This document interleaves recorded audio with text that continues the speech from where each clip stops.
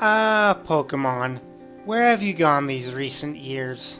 You used to be so fun and fresh back in Generation 4 with your semi-animated Pokémon, your totally new region, and your very interesting and captivating spin-offs. To this day, I still vividly remember playing Pokémon Platinum for the first time and playing it non-stop. I also remember indulging in spin-off games that Gen 4 had to offer, like Pokémon Battle Revolution, Pokémon Ranger Shadows of Almia, Pokémon Mystery Dungeon Explorers of Sky, and even that niche WiiWare app called My Pokémon Ranch used to store and interact with your Pokémon. But you're not here to listen to my ramblings, are you? Let's get to the point. I feel that ever since Black and White 2, Pokémon has started to decline in quality, and it's really not that hard to look for the decline either. The decline in quality with Pokémon games started to make its presence known with the jump to 3D with Pokémon X and Y. However, for X and Y, you could make the argument that making the jump to 3D was challenging for Game Freak to accomplish, and I won't dispute the fact that it probably was a gargantuan task for Game Freak to create new 3D models for all the Pokémon. So I can understand why the move animations took a bit of a backseat because of the jump to 3D for the first time in the main series since Pokémon Battle Revolution back in 2006 by Genius Sonority. The story in modern Pokémon has its fair share of problems too, starting with X and Y, with poor pacing, and it felt like the story was just hijacked by Team Flare with little to no warning or build-up after the 7th gym, for an example. Compare this to Team Galactic and Team Plasma, and you can see that those two other teams had much more of an impact on the story as it gradually went on, instead of just a spontaneous and out-of-the-blue, "Oh no! Team Flare's taken over the place, better go and stop them now and drop whatever we're doing," for contrived reasons that do not serve to further Team Flare's goals, other than to just say, "Yeah, these guys are jerks, go stop them." Wonder where I've heard that one before. Team Galactic and Plasma, this applies to Aqua and Magma now too, that I actually think about it, had actual reasons for why they were taking over a place that contributed to their overarching goals, and it made them feel at least somewhat threatening before you cleared them out. With Team Flare most of the time, it was just being evil for the sake of it, and that's poor writing. Yeah, I know that Pokemon's core audience is in the younger kid to adolescent range, but plenty of full-grown adults still play these games, and a little bit of consistency in Pokemon's writing could go a long way to keep people of all ages interested in the series. This problem extends a little bit to the Aether Foundation in Generation 7, but I can overlook that because the Aether Foundation were meant to be plot twist antagonists, and Team Skull, while kind of like Team Flare in the fact that they just show up and have no higher purpose than to just mess with the player as they progress through the game, fit into the Aether Foundation's overarching goals and fit into Sun and Moon's narrative story quite nicely. There are more issues with Pokemon's narratives that I could point out, but this video is primarily gameplay focused. Just wanted to point out that Game Freak's inconsistency with Pokemon can extend to the story, and not just the gameplay. I will, however, give Game Freak credit where it's due, though, as Mega Evolutions were a very fun addition to the series, despite some of them being a tad bit unbalanced and overpowered.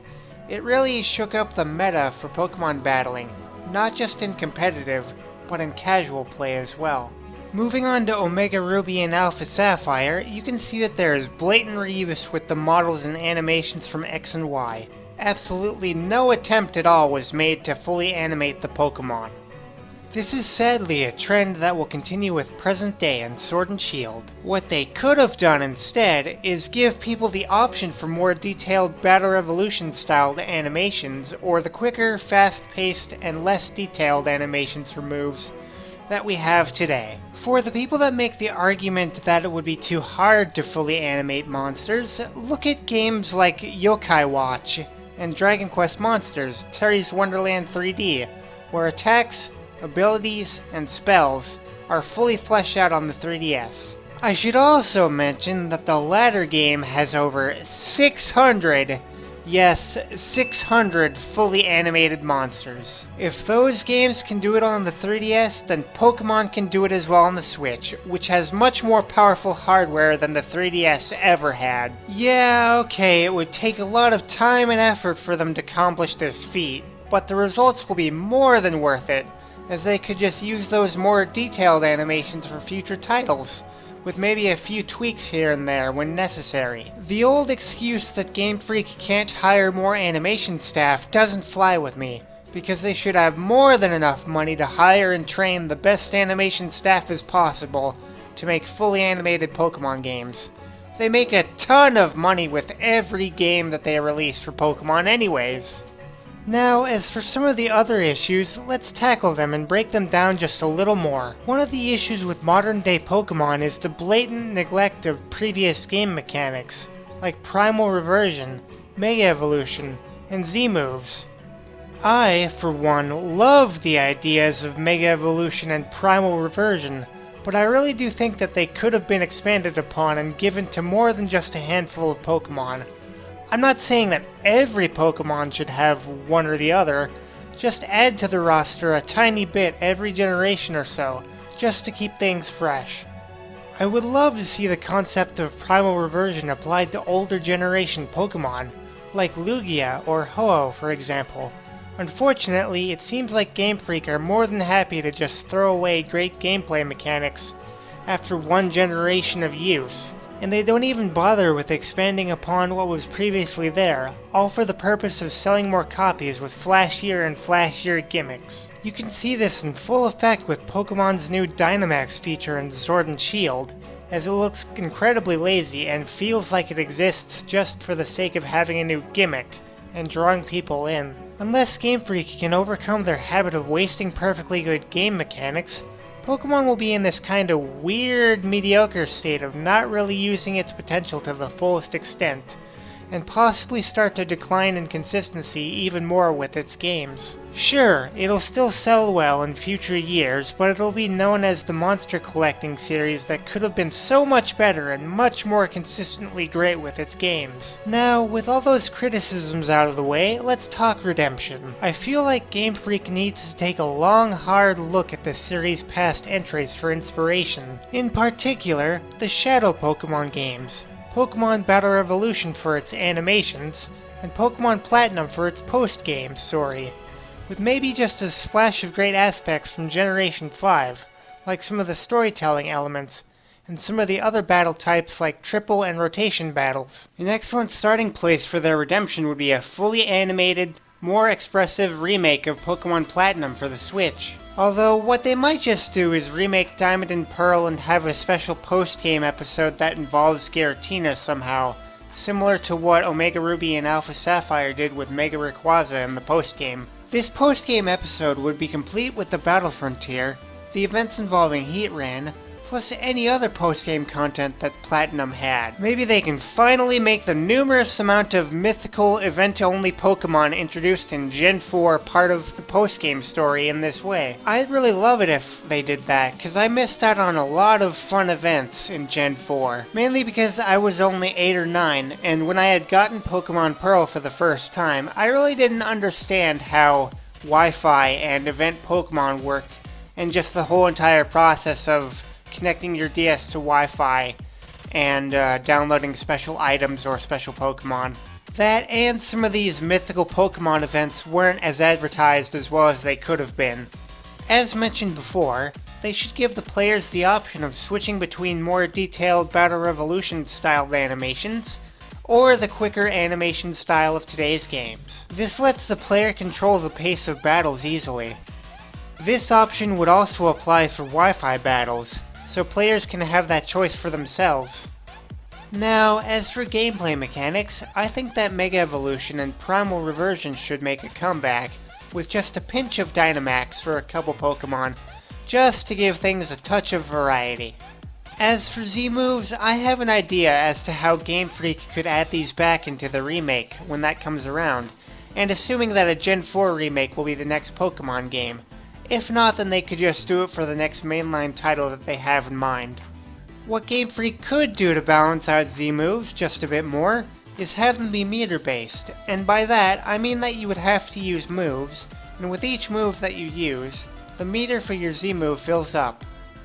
Another thing that Game Freak should do is remove the requirement for a Pokemon to hold a Z-Crystal for Z-moves to be performed, and instead, just tone down the strength of damaging Z-moves a bit.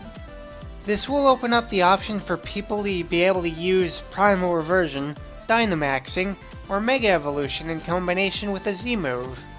Now, I know that this sounds severely overpowered and broken, but remember how I mentioned before that Z-moves should have a meter? This window of time before the Z-move meter is completely filled, be that 3 turns, 5 turns, or 8 turns, varying on how powerful the Z-move is, will give either player the chance to punish each other for trying to build up their Z-moves meter. As a last note on Z-moves, I think that, depending on how effective the move used was on the Pokemon, will either fill up the meter half as much, fill the meter up at a normal rate, meaning just 1 turn's rate of meter filled, or fill up the meter twice as much, counting for 2 turns, based on the type matchup of the move in question. Finally, I think that Primal Reversion, Mega Evolutions, and Dynamaxing should all have a 1-turn cooldown period after use, meaning that you can't act for 1 turn, kind of like how some moves require that the Pokemon rest after it's been used, like Hyper Beam. This would allow your opponents to react to a power-up and give them a window of opportunity to either respond in kind with their own power-up, or punish you for it, adding a risk versus reward element to Pokemon. Okay, I think I've covered gameplay enough. Now there's only one more Dawn fan in the room to deal with. The National Dex controversy. Although I do understand that game developing can be extremely difficult, I do not understand why Game Freak couldn't have just delayed Sword and Shield a bit more to make it as quality as possible. That's what the Metroid Prime 4 and Animal Crossing developers did, and they had no problem admitting that their product was not quite ready and not quite up to their standards yet. I would be perfectly fine with Pokemon being a semi-annual release instead of a yearly release if it means Game Freak can deliver the most quality product possible. Then I'm all for that. I would also be perfectly fine with Game Freak adding in a free National Dex DLC expansion after the fact, where I have Game Freak add in a handful of Pokemon every couple of weeks, just to keep things exciting. If they have to release the anime or Pokemon cards or whatever media associated for the current Pokemon game before the actual game releases, then so be it. This would actually hype up the game release for people of all ages, and the game would benefit from the prior marketing with better sales numbers. In conclusion, I do think that Game Freak can come back from the backlash produced by Sword and Shield, but it's going to take a bit of effort for them to pull it off. It's also going to take a lot of thought and a dash of drive on their part, but Game Freak and whatever remains of Genius Sonority at this point have proved in the past that they can make excellent Pokemon games, like with Colosseum, XD Gale of Darkness, and Pokemon Platinum. I really do just want to see Game Freak come back from this and make something truly great. And the reason why I criticized them so heavily in this video is because I just want to see them improve. But only time will tell whether that improvement will come to fruition or not. And with that closing statement, that's all I've got for you today. Don't forget to share your thoughts down below in the comments, like the video, and to subscribe and hit the notification bell and set it to all to keep up on all my future videos and content updates. That's all I had for you today. Hope you enjoyed the video, and I'll see you next time. Silly me, I forgot to mention my Discord server. Yeah, I have one of those now. Link in the description below if you wish to join. Now I'll see you all next time.